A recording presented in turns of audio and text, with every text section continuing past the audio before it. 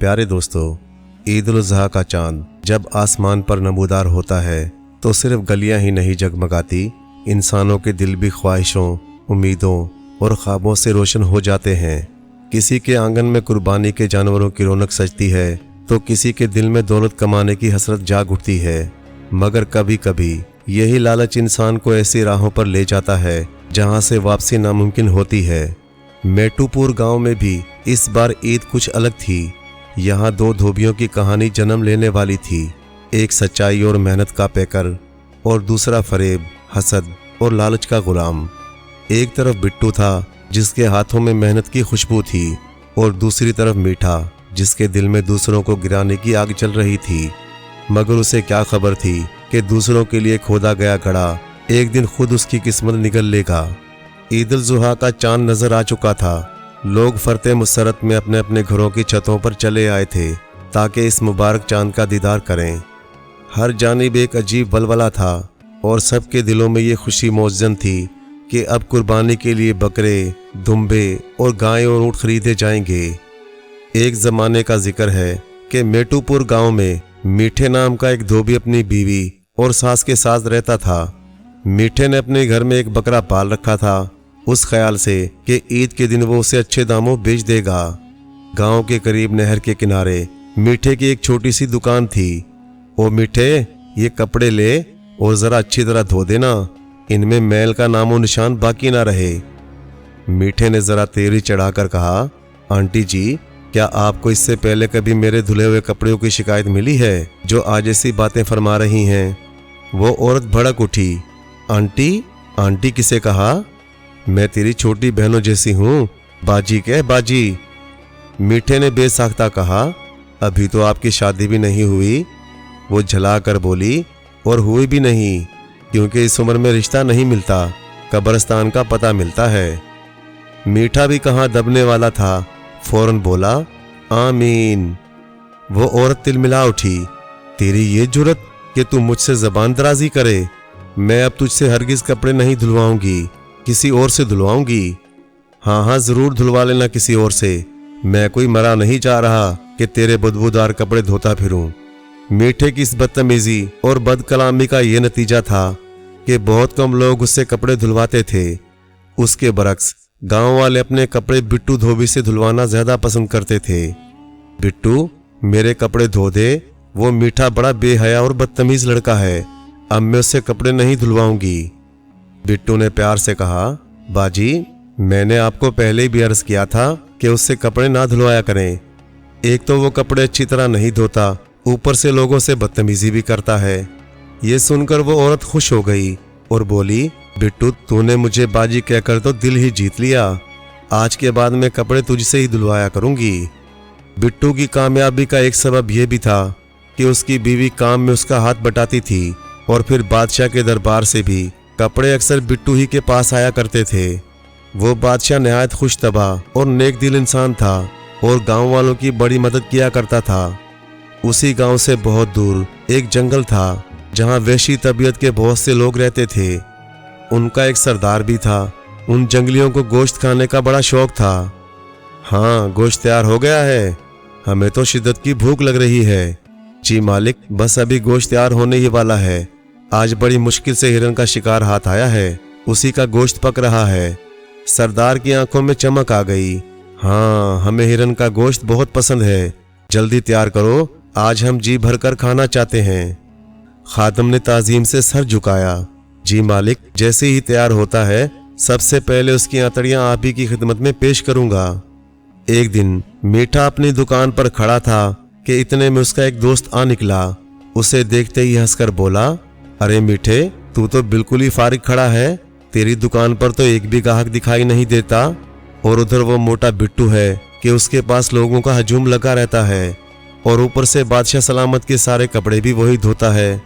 मीठे ने एक सर्द आह भरी और हसरत आमीज लहजे में बोला, यार, एक बार बादशाह सलामत के घर का काम हाथ आ जाए, फिर देखना मेरे भी मजे हो जाएंगे। कपड़ों को डंडे मार मार कर धोऊंगा और बादशाह सलामत से खूब रुपया ऐंठूंगा। दोस्त ने जरा करीब होकर मानी खेज अंदाज में कहा, मीठे, अगर तू ये चाहता है तो फिर तुझे बादशाह सलामत की नज़र में बिट्टू को बदनाम करना होगा। मीठे की आंखों में अचानक चमक सी पैदा हो गई।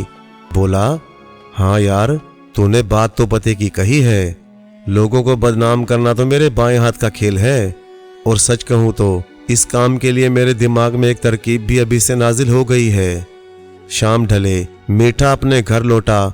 घर में कदम रखते ही उसकी बीवी ने बकरे की तरफ इशारा करके कहा, ओ मीठे, ये बकरा तूने क्या फकत ज़िबा करने के लिए खरीदा है? ये लकड़ी का बना हुआ तो नहीं कि यूं ही पड़ा रहे, इसे कुछ खिला पिला भी दिया कर। अभी ये बात खत्म नहीं हुई थी कि सास ने तंज का तीर चलाया, ओ बेटा, ये तुझे तो पेट भर कर खाना देता नहीं, भला बकरे को क्या खाक खिलाएगा? सास की बात सुनकर मीठा झंझला उठा और बोला, बस हो गई तुम दोनों की रट शुरू। एक तो वैसे ही मेरा दिमाग घूमा हुआ है, ऊपर से तुम्हारी बातें हैं कि ख़त्म होने का नाम ही नहीं लेती। अच्छा तू ये बता, क्या पका रही है? मुझे सख्त भूख लगी है। बीवी ने रूखेपन से जवाब दिया, मीठे आलू बना रही हूँ। मीठा बिगड़ कर बोला, तू उल्लू किसी और को बनाना, और मेरी बात गौर से सुन। कभी बिट्टू की बीवी को देखा है किस तरह अपने शोहर के काम में हाथ बटाती है? बीवी ने तड़प कर कहा, वो हाथ बटाती होगी, मगर मैं साफ कहे देती हूँ, मुझसे ये कपड़े धोने का काम नहीं होता। मैं तेरे लिए खाना पकाकर तेरे पेट में डाल देती हूँ, बस यही काफ़ी है। मीठा गुराया, खड़ी खड़ी क्या खबर रखती है? लोग अपने कपड़े डंडे मार मार कर धुलवाते हैं। और मेरी बात सुन, ये बकरा मैंने ईद पर बेचने के लिए खरीदा है। ईद के दिन अच्छे दामों बिक जाएगा। अगर कुछ रुपए लेने हैं तो इसे लोगों के खेतों से चारा चुरा चुरा कर खिला, ताकि ये मोटा ताज़ा हो जाए। बीवी ने लापरवाही से कहा, मैं नहीं करूंगी ये काम। मेरी तरफ से ये बकरा मरता है तो मर जाए, मुझे क्या परवाह। अच्छा, मुझे भी कोई फिक्र नहीं। अब मैं सोने जा रहा हूँ। जब खाना तैयार हो जाए तो मुझे जगाकर खिला देना। मैंने खाना खाकर फिर सो जाना है। सास ने फौरन टोका, ओ बेटे, खाना खाकर सोएगा तो गैस हो जाएगी। मीठे ने बेफिक्री से जवाब दिया, होने दो सासू माँ, होने दो। गैस के साथ बड़े ज़बरदस्त ख्वाब भी आते हैं, और आज तो मुझे ख्वाब में एक बहुत बड़ी मनसूबाबंदी भी करनी है। ये कहकर वो अंदर चला गया। मीठे के जाते ही सास ने अपनी बेटी से कहा, नसीबो, कसम है मैं तेरी पसंद पर आज तक हैरान हूँ। तेरी आंखों में मोतिया उतरा हुआ था क्या, जो तूने इसे पसंद करके शादी कर ली? नसीबो ने हसरत भरे लहजे में कहा, अम्मा, वो दिन याद ना दिलाया करो। खुदा की कसम, उस वक़्त मेरी आंखों पर पर्दा पड़ा हुआ था। मुझे तो यूं लगता था कि इसके बाद दुनिया में लड़के पैदा होना ही बंद हो जाएंगे। सास ने एक ठंडी सांस लेकर कहा, चल छोड़, जो हो गया सो हो गया। अब तू बकरे को लोगों के खेतों से चारा खिलाना शुरू कर दे। ये ईद पर बिक जाएगा तो तेरे हाथ में कुछ अच्छे खासे पैसे आ जाएंगे। नसीबों ने मुंह बनाकर कहा, अम्मी जान, ये एक नंबर का मनहूस आदमी है। ईद पर बकरा तो बेच देगा, मगर मुझे एक पैसा भी नहीं देगा। उधर बिट्टू अपनी दुकान पर अपने एक दोस्त के साथ बैठा था। वो कहने लगा, यार, मैंने धोबी के काम से कुछ रुपए जमा कर लिए हैं। मैं चाहता हूँ कि एक बैल का बच्चा खरीद लाऊं, उसे पाल पोस कर बड़ा करूं, और फिर ईद पर फरोख्त करके अच्छे खासे रुपये कमाऊं। बिट्टू के करीब बैठे उसके साथी ने कहा, साथ वाले गांव में एक बाबा रहते हैं। उनके पास बड़ी उम्दा नस्ल के बैल के बच्चे हैं। अगर तू उसे पाल ले तो वो ईद पर निहायत अच्छी कीमत में बिकेगा। बिट्टू के चेहरे पर उम्मीद की रोशनी झिलमिलाने लगी। बोला, यार, तूने तो बिल्कुल दिल की बात कह दी। चलो अभी इसी वक्त उस बाबा के पास चलते हैं और वो बैल का बच्चा खरीद लाते हैं। चुनाचा बिट्टू और उसका दोस्त इस इरादे से रवाना हुए और कुछ देर बाद बाबा के आस्थाने पर जा पहुंचे। वहां बहुत सारे जानवर बंधे हुए थे। हर एक अपनी जिसामत और नस्ल के एतबार से दीदा ज़ेब मालूम होता था। बिट्टू ने हैरत से चारों तरफ देखते हुए कहा, अरे अंकल, आपके पास तो बड़ी आला नस्ल के जानवर हैं। क्या ये सब आपने फरोख्त करने के लिए रखे हैं? बाबा ने इत्मीनान से जवाब दिया, हाँ बेटा, ये सब जानवर मैंने बेचने के लिए ही रखे हैं। बताओ तुम्हें कौन सा जानवर चाहिए? बिट्टू ने अर्ज़ की, अंकल, मुझे सिब्बी नस्ल के बैल का एक बच्चा खरीदना है। मेरा इरादा है कि उसे बड़ा करके ईद पर फरोख्त करूं। बाबा ने सर हिलाकर कहा, मेरे पास इस नस्ल के 2 बच्चे हैं, मगर मैं दोनों 1 लाख से कम में हरगिज़ नहीं दूंगा। बिट्टू के मुंह से बेख्तियार निकला, ارے انکل یہ تو بہت مہنگے ہیں۔ بابا نے سینہ پھلا کر کہا، بیٹا یہ کوئی معمولی نسل نہیں ہے۔ جب یہ دونوں بچے عید تک خوب تیار ہو جائیں گے تو 40-50 لاکھ سے کم میں نہیں بکیں گے۔ لیکن انکل یہ بات تو ٹھیک ہے، لیکن کچھ تو کمی کیجئے۔ بابا نے چند لمحے سوچ کر کہا، اچھا تم مجھے 90,000 دے دو اور یہ دونوں بچے لے جاؤ۔ یہ سنتے ہی بٹو کی خوشی کی انتہا نہ رہی۔ اس نے فوراً 90,000 روپے دے کر دونوں بیل کے بچے خرید لیے اور اپنے دوست کے ساتھ وہاں سے رخصت ہو گیا۔ رات ہوئی تو میٹھا دبے پاؤں اپنے گھر سے نکلا اور سیدھا بٹو کے گھر جا پہنچا۔ وہاں پہنچ کر اس کی نظر اچانک ایک طرف بندھے ہوئے دونوں جانوروں پر پڑی۔ غور سے دیکھا تو وہ بیل کے 2 خوبصورت بچے تھے۔ میٹھے نے دل ہی دل میں کہا، معلوم ہوتا ہے یہ بھی انہیں عید پر بیچنے کے لیے لایا ہے۔ بہرحال مجھے اس سے کیا، میں تو جس کام کے لیے آیا ہوں وہی کروں گا۔ یہ سوچ کر اس بدنیت نے وہاں رکھے ہوئے بادشاہ سلامت کے کپڑوں پر چپکے سے رنگ ڈال دیا اور پھر خاموشی کے ساتھ وہاں سے کھسک گیا، گویا کبھی آیا ہی نہ تھا۔ اگلے دن بٹو حسب معمول اپنی دکان پر موجود تھا کہ بادشاہ کا ایک ملازم آن پہنچا۔ اس نے آتے ہی کہا، ہاں بھائی بادشاہ سلامت کے کپڑے دھل گئے ہیں نا؟ جی بھائی صاحب سارے کپڑے دھل چکے ہیں، آپ لے جا سکتے ہیں۔ ملازم نے کپڑے سمیٹے اور دربار میں لے گیا، مگر جب بادشاہ سلامت نے ان کپڑوں پر نظر ڈالی تو اس کی آنکھیں حیرت سے کھلی کی کھلی رہ گئیں۔ تمام کپڑوں پر داغ ہی داغ تھے۔ وہ غضبناک ہو کر بولا، یہ کیا، بٹو نے تو ہمارے سارے کپڑے خراب کر ڈالے۔ ہم تو اسے بڑا اچھا دھوبی سمجھتے تھے، مگر یہ تو نہایت گھٹیا اور گندا نکلا۔ ملازم نے فوراً عرض کی، مالک مجھے بھی ہرگز گمان نہیں تھا کہ وہ آپ کے کپڑوں کا یہ حال کر دے گا۔ بادشاہ نے جلال بھرے لہجے میں حکم دیا، بٹو کو فوراً دربار میں حاضر کرو، ہم خود اس سے پوچھنا چاہتے ہیں۔ ملازم غصے سے بھرا ہوا بٹو کے پاس آیا اور سخت آواز میں بولا، بٹو تمہیں بادشاہ سلامت نے طلب کیا ہے، چلو میرے ساتھ ابھی دربار میں چلو۔ بٹو گھبرا کر بولا، خیریت تو ہے بھائی جان، بادشاہ سلامت نے مجھے کس لیے بلایا ہے؟ ملازم نے ترش لہجے میں کہا، ایک تو بادشاہ سلامت کے سارے کپڑے خراب کر دیے، اوپر سے سوال بھی کرتے ہو۔ بٹو کا رنگ اڑ گیا، وہ ہکلاتے ہوئے بولا، کیا مطلب، آپ کیا فرما رہے ہیں؟ میں نے تو بادشاہ سلامت کے کپڑے نہایت صفائی اور احتیاط سے دھوئے تھے۔ ملازم نے کہا، تو پھر چلو خود ہی جا کر دیکھ لو۔ چنانچہ بٹو ملازم کے ساتھ چل پڑا۔ جب وہ دربار میں پہنچا اور اپنی آنکھوں سے ان کپڑوں کی حالت دیکھی تو خود بھی سکتے میں آ گیا۔ داغوں سے بھرا ہوا لباس گویا اس کی دیانت پر تہمت بن کر کھڑا تھا۔ بادشاہ سلامت نے اسے گھور کر کہا، یہ تم نے ہمارے کپڑوں کا کیا حشر کر دیا ہے؟ بادشاہ سلامت مجھے خود اس بات کا ذرا بھر اندازہ نہیں کہ یہ سب کیوں کر ہو گیا۔ میں نے تو آپ کے کپڑے نہایت اہتمام اور صفائی سے دھوئے تھے۔ بادشاہ غصے سے بھرا ہوا تھا، کہنے لگا، اپنا منہ بند رکھو، ایک تو ہمارے کپڑے خراب کر دیے، اوپر سے جھوٹ بھی بولتے ہو۔ اتنی دیر میں میٹھا بھی وہاں آ پہنچا۔ دربار کے غصے کے ماحول کے باوجود وہ نہایت نیازمندانہ انداز میں آگے بڑھا اور عرض کی، بادشاہ سلامت جان کی امان پاؤں تو ایک عرض کروں؟ بادشاہ نے فرمایا، ہاں کہو، کیا کہنا چاہتے ہو؟ میٹھے نے نہایت مکاری سے کہا، بادشاہ سلامت میں بھی ایک پائے کا کپڑوں کا طبیب ہوں، یعنی ایسا دھوبی جو بڑے کمال اور مہارت سے کپڑے دھوتا ہے۔ اس موٹے نے تو آپ کے سارے کپڑے برباد کر ڈالے ہیں۔ اگر حضور مجھے موقع عنایت فرمائیں تو آئندہ میں آپ کے کپڑے دھویا کروں۔ بادشاہ نے کچھ دیر سوچا اور پھر کہنے لگا، اچھا ٹھیک ہے، ہمیں ویسے بھی ایک نئے دھوبی کی ضرورت ہے، کیونکہ آج کے بعد ہم بٹو سے اپنے کپڑے ہرگز نہیں دھلوائیں گے، اور اس کی سزا یہی ہے کہ اس کی دکان بھی منہدم کر دی جائے۔ اور میٹھے اب سے تم ہمارے کپڑوں کی ذمہ داری سنبھالو گے۔ بٹو نے اپنی صفائی میں کچھ کہنا چاہا، مگر بادشاہ نے اس کی ایک نہ سنی۔ یوں گویا اس کی ساری محنت ایک ہی لمحے میں خاک ہو گئی۔ ادھر جب بٹو گھر پہنچا تو اس کے چہرے کی ویرانی دیکھ کر ماں نے گھبرا کر پوچھا، بیٹا کیا ہوا، تیرا منہ کیوں اترا ہوا ہے؟ بٹو نے دل گرفتہ لہجے میں کہا، امی جان معلوم نہیں کون بادشاہ سلامت کے کپڑوں پر رنگ ڈال گیا۔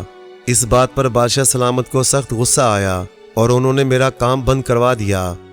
یہ سن کر ماں کے منہ سے بے اختیار نکلا، ہائے بیٹا یہ تو ہمارے ساتھ بہت برا ہوا، ہماری روزی روٹی کا تو یہی ایک سہارا تھا۔ بٹو کی بیوی نے بھی افسردہ ہو کر کہا، हाँ जी, यही तो हमारी गुजर बसर का जरिया था। बिट्टू ने गहरी सांस लेकर कहा, मैं भी इसी फिक्र में घुला जा रहा हूँ कि अब हम क्या करेंगे, इन बैल के बच्चों को कैसे पालेंगे। माँ ने खुद को संभालते हुए कहा, बेटा तू फिक्र ना कर, जो नसीब में लिखा है वही होकर रहेगा। अब से हम खुद भूखे रह लेंगे, मगर इन बैल के बच्चों को अच्छी खुराक देकर ईद के लिए खूब तैयार करेंगे। मुमकिन है इसके बिकने से हमारा सारा नुकसान पूरा हो जाए। माँ की बात सुनकर बिट्टू को कुछ हौसला हुआ और बोला, अम्मी जान, हम ऐसा ही करेंगे।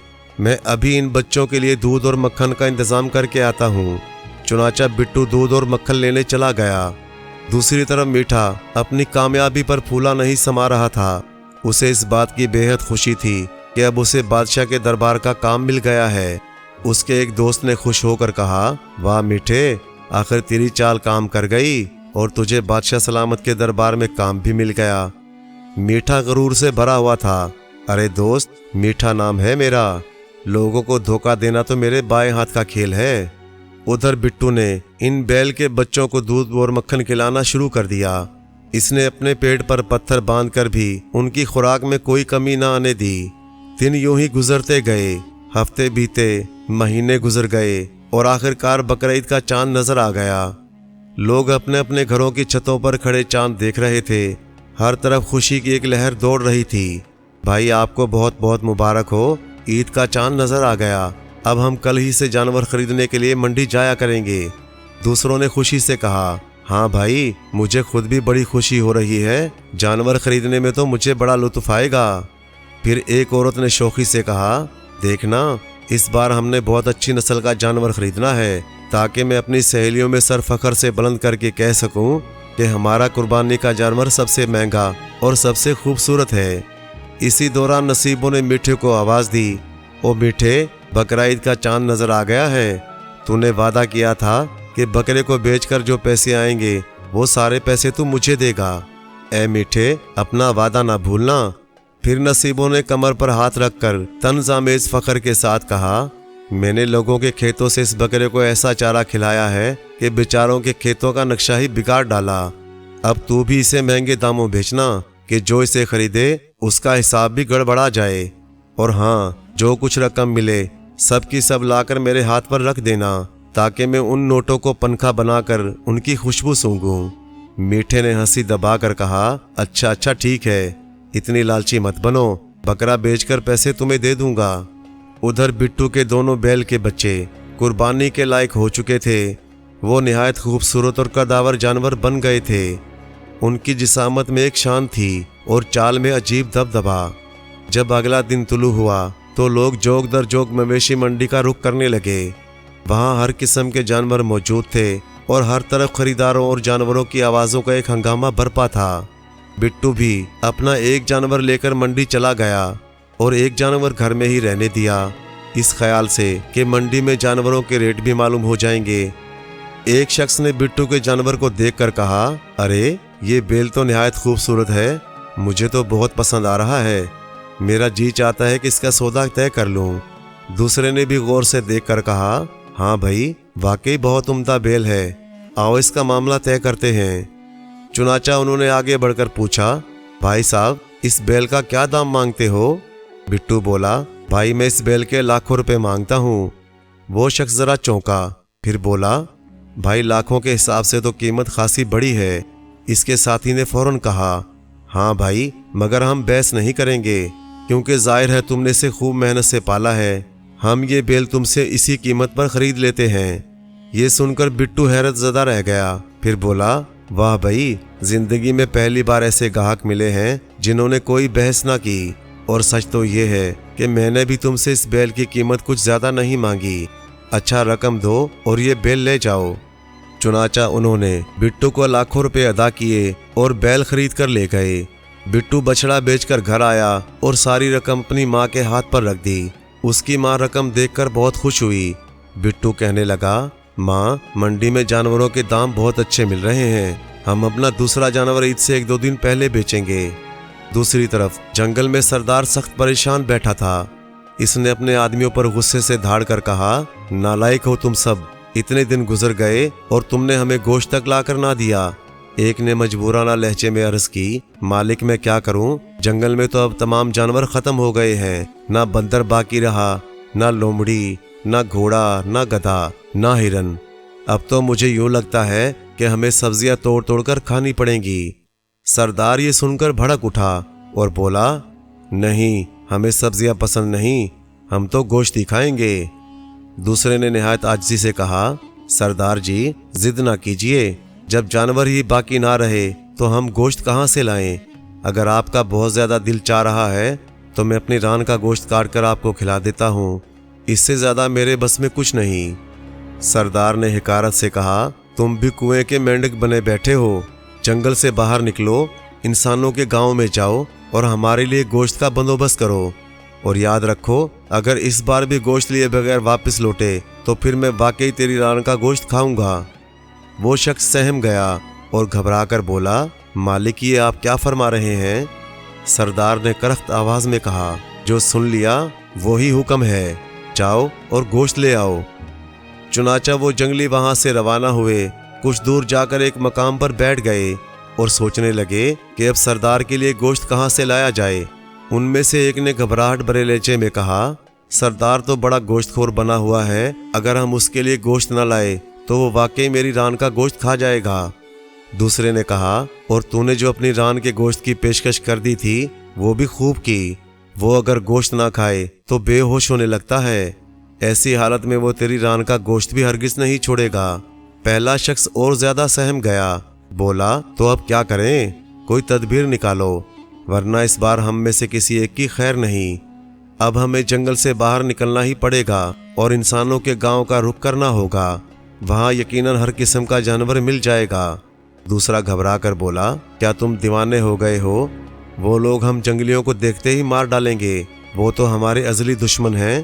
پہلے نے بے بسی سے کہا، اس کے سوا اور کوئی چارہ بھی تو نہیں، ورنہ بھائی اپنی ران کا گوشت تیار کرو اور سردار کی خدمت میں پیش کر دو۔ یہ سنتے ہی وہ شخص کانپ اٹھا، بولا، نہیں نہیں، خدا کے لیے ایسی بات نہ کرو، آؤ آج رات کے اندھیرے میں جنگل سے نکلتے ہیں اور لوگوں کے گاؤں جاتے ہیں۔ اور ادھر جن لوگوں نے بیل خریدا تھا وہ اسے خوشی خوشی اپنے گھر لے آئے۔ گھر پہنچتے ہی ایک شخص نے خوشی سے کہا، واہ بھائی واہ، آپ نے تو نہایت عمدہ بیل خریدا ہے۔ دوسرے نے مسکرا کر کہا، کیوں، تمہیں پسند آیا یہ بیل؟ پہلا بولا، ہاں بھائی، مجھے تو یہ بیل بہت پسند آیا ہے۔ جب رات گہری ہو چکی اور گاؤں پر سکوت کی چادر تن گئی تو وہ جنگلی دبے پاؤں جنگل سے نکلے اور اسی گاؤں میں آ پہنچے۔ تھوڑا آگے بڑھے تو یکایک ان کی نگاہ اس بیل پر پڑی، اسے دیکھتے ہی ان کے چہروں پر خوشی کی لہر دوڑ گئی۔ ایک نے جوش میں آ کر کہا، ہمیں تو بہت اچھا بیل مل گیا، اب تو ہمارے مزے ہو گئے۔ دوسرا بولا، ہاں، اب سردار جی اس کا گوشت کھا کر بہت خوش ہوں گے، آؤ وقت ضائع نہ کریں، اسے کھول کر اپنے ساتھ لے چلتے ہیں۔ چنانچہ انہوں نے بیل کی رسی کھولی، اسے اپنے ساتھ لیا اور واپس جنگل کی راہ لی۔ جب وہ جنگل میں پہنچے اور سردار کی نگاہ اس بیل پر پڑی تو وہ بہت خوش ہوا، اس کی آنکھوں میں بھوک کی چمک پیدا ہو گئی۔ بولا، تم میرے لیے بیل لے آئے ہو، تم نے تو میرا دل باغ باغ کر دیا، اس کا گوشت تو پورا مہینہ چلے گا، اب میں خوب پیٹ بھر کر اس کا گوشت کھایا کروں گا۔ ایک جنگلی نے عاجزی سے کہا، جی سردار صاحب، یہ بیل ہم اپنی جان ہتھیلی پر رکھ کر لائے ہیں، آپ بھی اس کا گوشت کھائیے اور ہم سب جنگلی بھی اس کے گوشت سے خوب لطف اٹھائیں گے۔ جب اگلی صبح ہوئی تو جن لوگوں نے بیل خریدا تھا وہ اٹھے اور دیکھا کہ بیل اپنی جگہ پر موجود نہیں، ان کے تو ہوش اڑ گئے۔ ایک نے چیخ کر کہا، ارے ہمارا بیل کہاں گیا، رات کو تو ہم نے اسے یہیں باندھا تھا۔ دوسرا کچھ سوچ کر بولا، بھائی کہیں ایسا تو نہیں کہ وہ بیل واپس منڈی میں اپنے پرانے مالک کے پاس چلا گیا ہو؟ پہلا بولا، ممکن ہے وہ اپنے مالک کے پاس لوٹ گیا ہو، تم دونوں کو چاہیے کہ منڈی جا کر دیکھو۔ چنانچہ وہ دونوں دوبارہ منڈی کی طرف روانہ ہو گئے۔ دوسری طرف بادشاہ کے دربار میں بھی ہلچل شروع ہو چکی تھی، قربانی میں اب بہت تھوڑا وقت رہ گیا تھا۔ بادشاہ نے اپنے ملازموں سے کہا، اب قربانی میں زیادہ دیر نہیں رہی، آج ہی سے منڈی جا کر جانور دیکھنا شروع کرو، ہم اس عید پر ایک بہت بڑے بیل کی قربانی کریں گے۔ ملازموں نے سر جھکا کر عرض کی، جی مالک، جو آپ کا حکم، ہم ابھی منڈی جاتے ہیں اور جانور دیکھنا شروع کرتے ہیں۔ ये कहकर बादशाह के मुलाजिम भी मंडी की तरफ रवाना हो गए। उधर मंडी में वो दोनों आदमी उसी व्यापारी से उलझ रहे थे जिससे उन्होंने बैल खरीदा था। व्यापारी झंझला कर कह रहा था, मैंने कह दिया ना तुम्हारा बैल यहाँ वापस नहीं आया, क्यों मेरे पीछे पड़े हो? उनमें से एक ने सख्त लहजे में कहा, हमसे गलत बयानी मत करो, अगर बैल तुम्हारे पास वापस नहीं आया तो फिर हमारा बैल कहाँ चला गया? इतने में बादशाह के मुलाजिम भी वहां आन पहुंचे। उन्होंने शोर शराबा देखकर पूछा, क्या बात है, तुम लोग आपस में इस कदर क्यों लड़ रहे हो? उन आदमियों में से एक ने अर्ज की, भाई साहब, हमने कल इस व्यापारी से एक बैल खरीदा था और घर लाकर उसे बांध दिया था, लेकिन जब सुबह उठे तो वो बैल अपनी जगह मौजूद ना था। हमें यकीन है वो वापस उसी के पास आ गया है। व्यापारी फौरन बोला, ये लोग झूठ कहते हैं जनाब, बैल मेरे पास वापस नहीं आया, मैं तो उसे उनके हवाले कर चुका था, अब उस बैल से मेरा कोई लेना देना नहीं। ये सुनते ही बादशाह के मुलाजिम ने करख्त आवाज में कहा, चुप हो जाओ तुम सब, अब इस मुकदमे का फैसला खुद बादशाह सलामत फरमाएंगे, तुम सब हमारे साथ दरबार में चलो। चुनाचा वो सब दरबार में हाजिर हुए और अपना सारा माजरा अर्ज किया। ये किस्सा सुनकर बादशाह भी कुछ देर के लिए सोच में पड़ गया, क्योंकि मामला बज़ाहिर उलझा हुआ था। बादशाह ने कदरे तौक़ुफ़ के बाद फरमाया, व्यापारी कहता है कि बैल इसके पास वापस नहीं आया और तुम कहते हो कि बैल यकीनन इसके पास वापस लौटा है, अब हम यकीन करें भी तो किसकी बात पर करें? व्यापारी ने फौरन आगे बढ़कर अर्ज की, बादशाह सलामत, ये लोग मुझसे बैल खरीद कर ले गए थे, इस बात का मेरे पास सबूत मौजूद है, लेकिन ये जो कहते हैं कि इनका बैल वापस मेरे पास आ गया, तो इस दावे पर इनके पास क्या दलील है? बादशाह ने सर हिलाकर फरमाया, इस मामले में बात तो तुम्हारी वजनी मालूम होती है। फिर उन लोगों की तरफ मतवज्जा होकर बोला, बताओ तुम्हारे पास इस बात का कोई सबूत है कि बैल वापस इसी व्यापारी के पास आया था? वो लाचार होकर बोले, नहीं बादशाह सलामत, इस बात का हमारे पास कोई सबूत नहीं। फिर बादशाह ने अपना फरमान जारी किया और कहने लगा, इससे तो फिर यही जाहिर होता है कि तुम्हारा बैल इस व्यापारी के पास नहीं है, अब तुम्हारा बैल कहाँ गया, इसकी तलाश हम खुद कराएंगे।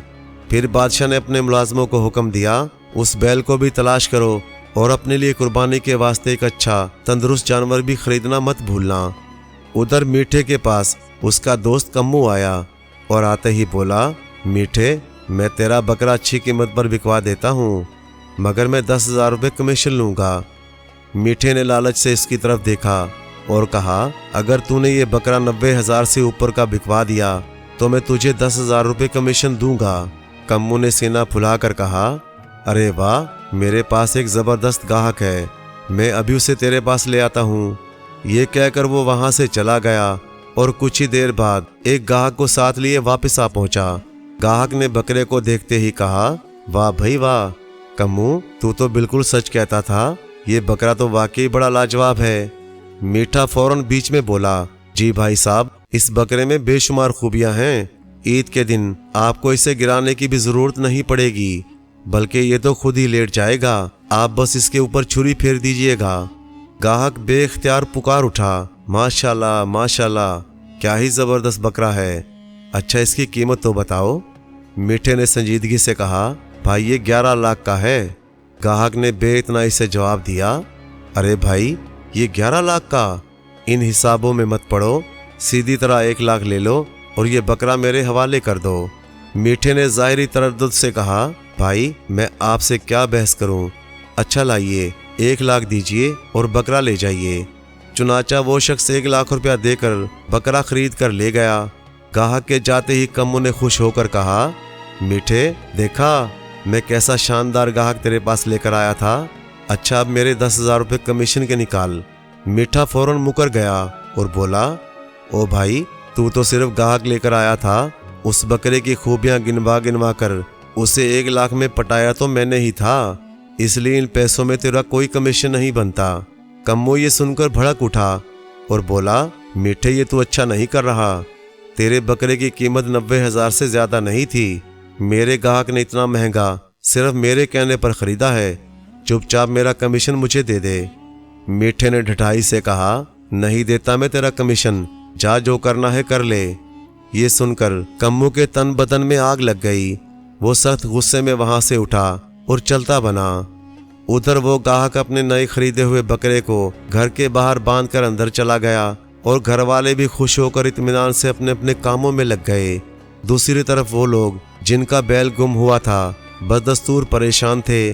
उनमें से एक ने दूसरे से कहा, भाई हमारा बैल कहाँ है, तुम उसे वापस क्यों नहीं लाए?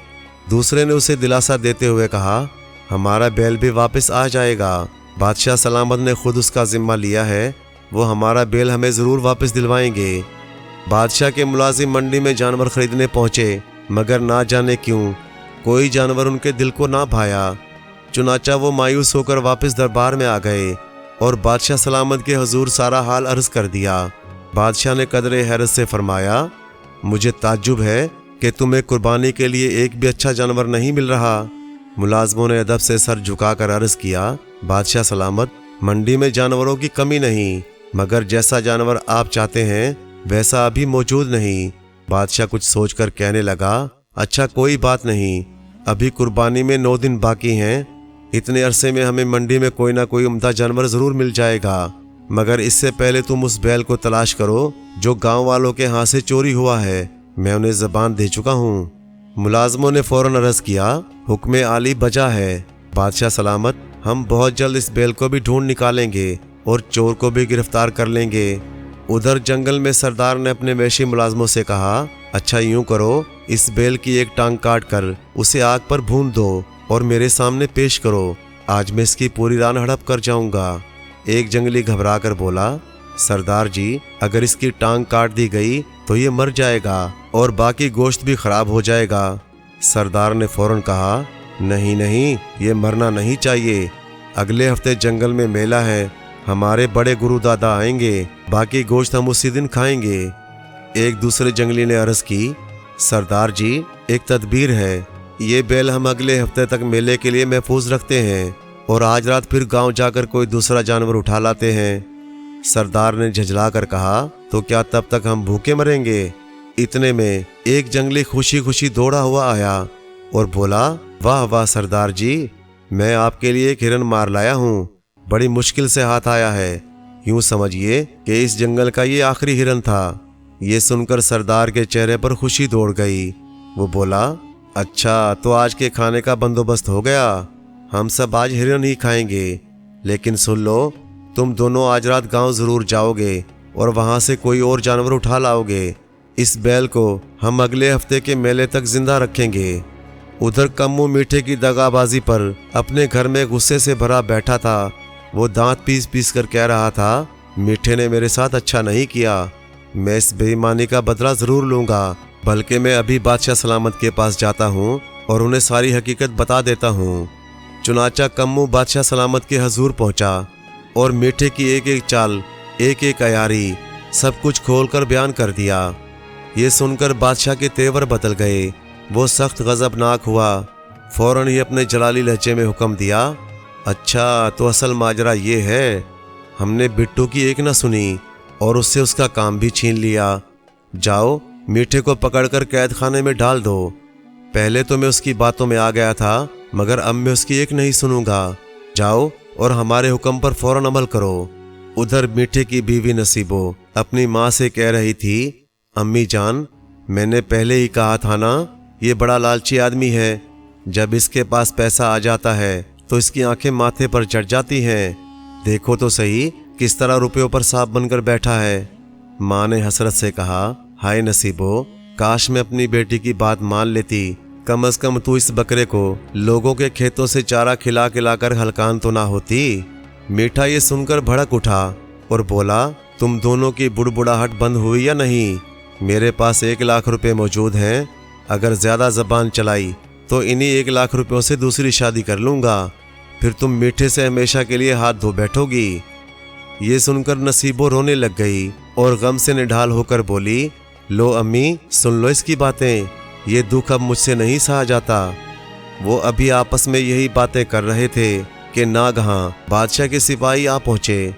आते ही एक ने कड़कदार लहजे में कहा, मीठे, कम्मू दरबार में हाजिर हुआ था और उसने बादशाह सलामत के सामने सारा भेद खोल दिया है कि तू ही बिट्टू के घर गया था और तूने ही बादशाह सलामत के कपड़ों पर रंग डालकर सारा इल्जाम बिट्टू के सर मंड दिया था। मीठा घबरा गया मगर फिर भी संभल कर बोला, अरे नहीं भाई, वो सरासर झूठ बोल रहा है। मैंने उसे कमीशन नहीं दिया था, इसलिए वो मुझे फंसा रहा है। सिपाही ने डांट कर कहा, अपना मुंह बंद रख। बादशाह सलामत का हुक्म है कि तुझे कैद खाने में डाल दिया जाए। ये सुनते ही नसीबों के दिल की भड़ास निकल पड़ी। वो बोल उठी, ले जाओ और इसे ले जाकर कैद खाने में बंद कर दो। इसने बकरा बेचकर मुझे एक पैसा तक नहीं दिया और खुद रुपयों पर सांप बनकर बैठ गया है और ऊपर से मुझे दूसरी शादी की धमकी भी देता है। मीठे ने झंझला कर कहा, नसीबो, ये तो अच्छा नहीं कर रही। मगर नसीबो कहाँ रुकने वाली थी। बोली, जा अब अपने 1 लाख रुपए याद करता रहे और बादशाह सलामत की जेल में सड़कर उम्र गुजार। चुनाचा सिपाही मीठे को पकड़ कर ले गए। नसीबों ने गुस्सीले लहजे में अपनी माँ से कहा, देखा अम्मी जान, आखिर मुझे मेरा हक मिल ही गया। अब हम भी कुछ सुकून की जिंदगी गुजारेंगे। उधर सिपाहियों ने मीठे को कैद खाने में बंद किया और फिर दोबारा उस चोरीशुदा बैल की तलाश में निकल खड़े हुए। फिर जब रात का पर्दा गहरा हुआ तो वही जंगली एक बार फिर गांव में दाखिल हुए। इस बार वो सीधे उस शख्स के घर जा पहुंचे जिसने मीठे से बकरा खरीदा था। घर के बाहर बंधा हुआ बकरा देखकर उनकी आंखें चमक उठी। एक ने खुश होकर कहा, वाह, ये बकरा तो निहायत उम्दा मालूम होता है। आज हमारे नसीब में इसका शिकार लिखा था। आओ इसे खोलकर अपने साथ ले चलें। चुनाचा वो उस बकरे को खोलकर अपने साथ ले गए। जब अगली सुबह हुई तो उधर बादशाह सलामत निहायत अफसुर्दा बैठे थे। उनके एक मुलाजिम ने अर्ज किया, बादशाह सलामत, आप इस कदर रंजीदा क्यों हैं? हुजूर की ये उदासी देखी नहीं जाती। बादशाह ने एक ठंडी सांस लेकर फरमाया, क्यों ना रंजीदा हूँ, ना तो हमें कुर्बानी के लिए कोई मौजूद जानवर मिल रहा और ना ही वो चोरी शुदा बैल हाथ आता है, और ऊपर से मैंने बिट्टू से उसका काम भी छीन लिया था, हालांकि उसका कोई कसूर नहीं था। मुलाजिम ने मौतबाना लहजे में कहा, हुजूर बिल्कुल दुरुस्त फरमाते हैं, बिट्टू के साथ वाकई ज्यादती हुई है। मेरे ख्याल में हमें खुद उसके पास जाना चाहिए और उससे माफ़ी मांगनी चाहिए। बादशाह ने सर हिलाकर कहा, हाँ तुमने ठीक कहा, शायद इससे माफ़ी मांगकर मेरे दिल को कुछ सुकून नसीब हो। चलो अभी इसी वक्त उसके पास चलते हैं। चुनाचा बादशाह और मुलाजिम जब दोनों बिट्टू के घर पहुंचे तो वहां एक आलीशान बैल को देखकर हैरान रह गए। वो बिल्कुल वैसा ही बैल था जैसा बादशाह सलामत कुर्बानी के लिए ढूंढ रहे थे। बिट्टू ने झुककर सलाम किया और अर्ज किया, बादशाह सलामत, आपने यहाँ आने की जहमत क्यों फरमाई? आप हुक्म करते मैं खुद हाजिर हो जाता। बादशाह ने एक हल्की सी मुस्कुराहट के साथ कहा, बेटे, अगर मैं तुम्हें बुला लेता तो फिर मुझे ये बैल कैसे दिखाई देता? मैं तो तुम्हारे पास माफ़ी मांगने आया हूँ। बिट्टू ने अदब से कहा, कैसी माफ़ी बादशाह सलामत? बादशाह ने फरमाया, अब हमें हकीकत मालूम हो चुकी है। पता चल गया है कि हमारे कपड़ों पर रंग मीठे ने डाला था और तहमत तुम्हारे सर रखी गई। फिर उन्होंने मजीद कहा, हाँ बेटे, मैंने मीठे को कैद भी कर दिया है। अब मैं तुमसे माफ़ी मांगने आया हूँ।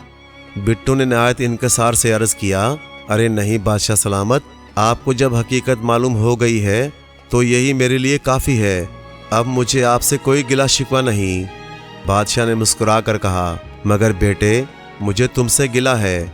तुमने इतना शानदार बछड़ा पाल रखा है और हमें खबर तक न होने दी।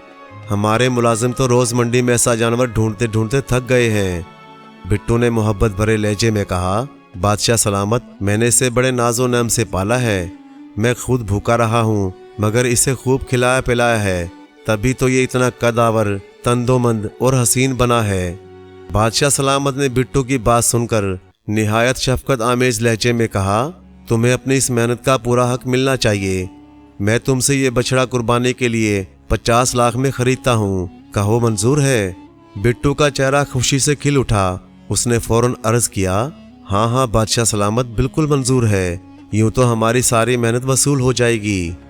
बादशाह कहने लगा, अच्छा तो फिर ये बछड़ा 50 लाख में हमारा हुआ। तुम इसे कुर्बानी से 1 रोज़ पहले दरबार में ले आना और अपनी रकम ले जाना। और हाँ, अब से तुम दोबारा दरबार के कपड़े भी धोया करोगे। बिट्टू ने सर झुकाकर कहा, जी बादशाह सलामत, मुझे ये भी मंजूर है। ये कहकर वो दोनों वहाँ से रवाना हुए। لیکن جب بادشاہ سلامت دربار میں واپس پہنچے تو دیکھا کہ وہی شخص جس کا بکرا چوری ہوا تھا منتظر کھڑا ہے۔ اس نے فوراً عرض کی، بادشاہ سلامت، کل میں نے ایک بکرا خریدا تھا مگر راتوں رات وہ بھی چوری ہو گیا۔ بادشاہ چونک اٹھا اور کہنے لگا، کیا تمہارا جانور بھی چوری ہو گیا؟ آخر یہ ماجرا کیا ہے؟ یہ جانور کون چرا رہا ہے؟ اب جانوروں کی پے در پہ چوریوں نے بادشاہ کو سخت پریشان کر دیا، اور اسی رات گویا اس اندیشے کی تصدیق ہو گئی جب وہی جنگلی آ کر بٹو کا بچڑا بھی چرا کر لے گئے۔ جب بٹو یہ خبر لے کر بادشاہ کے حضور پہنچا تو بادشاہ کی پریشانی اور بڑھ گئی۔ وہ بے اختیار کہنے لگا، یہ آخر ہو کیا رہا ہے؟ وہ شاطر چور آخر ہے کون جس کا سراغ ہی نہیں ملتا؟ پھر بادشاہ نے اپنے ملازموں سے نہایت سختی کے ساتھ کہا، ہم نے اس بیل کی قربانی کرنی ہے، تم لوگ اپنی تلاش اور تیز کر دو اور جلد سے جلد سارے جانور اور چور بھی ہمارے سامنے حاضر کرو۔ پھر بٹو سے مخاطب ہو کر کہا، بیٹے تم گھر جاؤ اس سے پہلے کہ دیر ہو، ہم ان سب جانوروں اور چوروں کو پکڑ لیں گے۔ بٹو دل گرفتہ واپس اپنے گھر آیا۔ اس کی بیوی نے گھبرائے ہوئے لہجے میں پوچھا، ہاں جی، بادشاہ سلامت نے کیا فرمایا؟ بٹو نے تھکے ہوئے انداز میں کہا، ارے بیگم، میں وہاں گیا تو معلوم ہوا کہ صرف ہمارا ہی نہیں، گاؤں کے اور لوگوں کے جانور بھی چوری ہوئے ہیں۔ اس کا صاف مطلب یہ ہے کہ چور کوئی ایسا خاص ہے جو ہمارے گاؤں ہی کا بھیدی ہے اور یہاں کے سارے حال احوال سے واقف ہے۔ یہ سن کر بٹو کی ماں نے فوراً کہا، بیٹا، میرے ذہن میں ایک ترکیب آ رہی ہے، تم منڈی کے پاس جا کر کھڑے ہو جاؤ، جو لوگ جانور خرید کر لے جائیں گے چور ضرور رات کو ان کے جانوروں کو چرانے آئے گا، یوں چور کا سراغ مل جائے گا۔ بٹو نے سوچ کر کہا، ہاں یہی مناسب ہے، میں ابھی منڈی جاتا ہوں اور نئے خریداروں پر نظر رکھتا ہوں۔ چنانچہ بٹو منڈی کے قریب جا کر کھڑا ہو گیا اور انتظار کرنے لگا کہ کب کوئی خریدار جانور خرید کر لے جائے۔ کچھ دیر کے بعد ایک شخص وہاں سے ایک دمبا خرید کر لے جاتا دکھائی دیا۔ بٹو خاموشی سے اس کے پیچھے پیچھے چل پڑا اور اس کے گھر تک جا پہنچا۔ وہاں پہنچ کر اس نے دل ہی دل میں فیصلہ کیا کہ آج رات وہ یہیں چھپ کر بیٹھے گا اور چوروں کا انتظار کرے گا۔ ادھر جنگل میں سردار نہایت خوش تھا کہ اب اس کے پاس اتنے بڑے بڑے جانور جمع ہو چکے تھے۔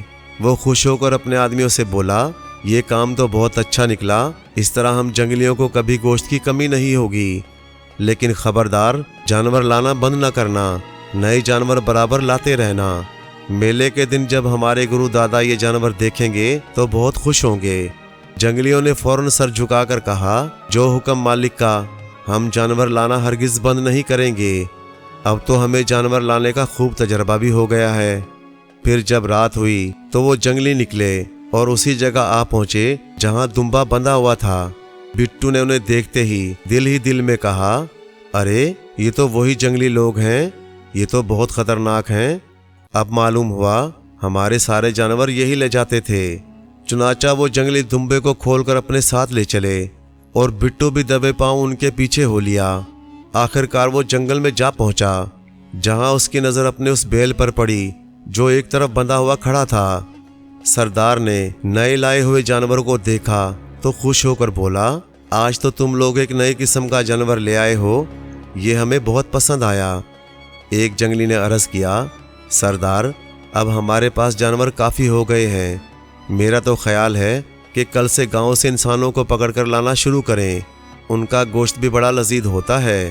سردار کی آنکھوں میں خون آشام چمک پیدا ہوئی، بولا، بات تو تو نے خوب کہی، انسان کا گوشت واقعی لاجواب ہوتا ہے اور اس کی کھوپڑی کے اندر کا مغز تو ہمارے گرو دادا کو بہت پسند ہے۔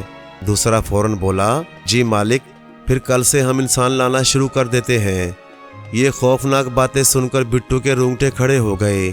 وہ سہم کر وہاں سے کھسک آیا اور صبح ہوتے ہی بادشاہ سلامت کے حضور پہنچ کر سارا قصہ منوان بیان کر دیا۔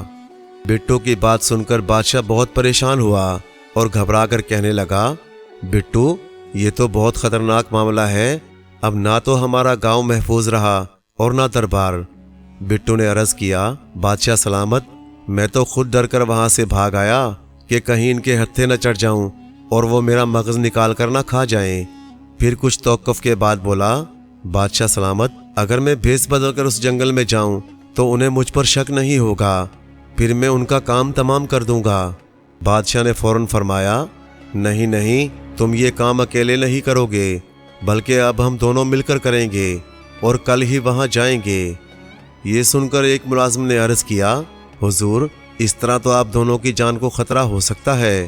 بٹو نے سنجیدگی سے کہا، بادشاہ سلامت، اگر ہم یہ خطرہ مول نہ لیں تو پھر ہم سب گاؤں والے ہمیشہ کے لیے خطرے میں پڑ جائیں گے۔ چنانچہ اگلے دن دونوں نے اپنا بھیس بدل لیا اور ایک زہر سے بھرا مشکیزہ لے کر جنگل کی طرف روانہ ہو گئے۔ جب وہ جنگل میں پہنچے تو جنگلیوں نے انہیں دیکھ کر پوچھا، تم لوگ کون ہو؟ تم تو اس جنگل کے رہنے والے نہیں لگتے۔ بٹو نے جھک کر کہا، جی سردار، ہم اس جنگل کے نہیں ہیں، بلکہ ہمیں گرو دادا نے بھیجا ہے، وہ کل تشریف لا رہے ہیں۔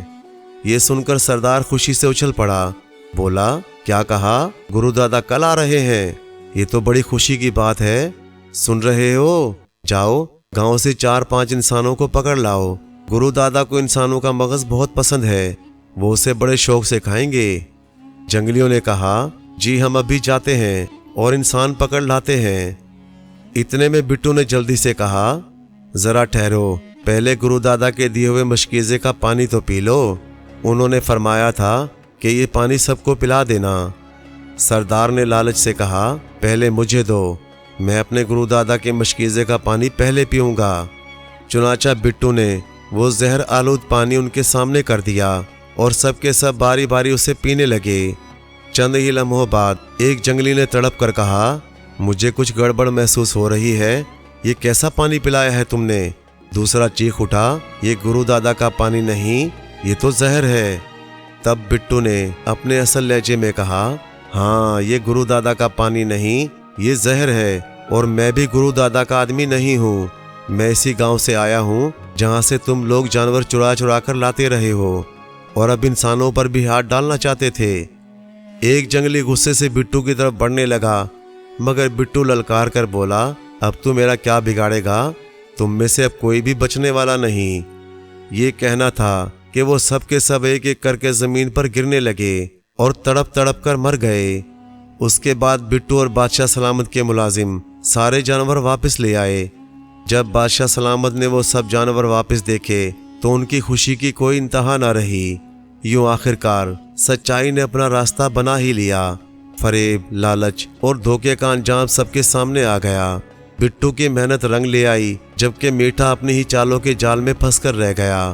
یہ دنیا ہمیشہ یاد رکھتی ہے کہ وقتی چالاکی شاید انسان کو کچھ لمحوں کے لیے کامیابی دے دے، مگر عزت، سکون اور اصل کامیابی صرف اس کے نصیب میں آتی ہے جو سچائی اور محنت کا دامن نہیں چھوڑتا۔